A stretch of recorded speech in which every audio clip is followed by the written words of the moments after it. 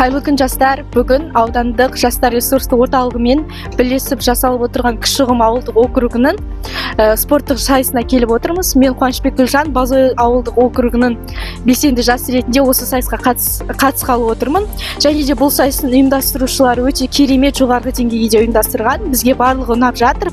Және де қауіпсіздік ережелері толығымен сақталған. Және де тілегіміз келесі жолда басқа ауылдық округтерде осылай жарыстар ұйымдастырыла берсін.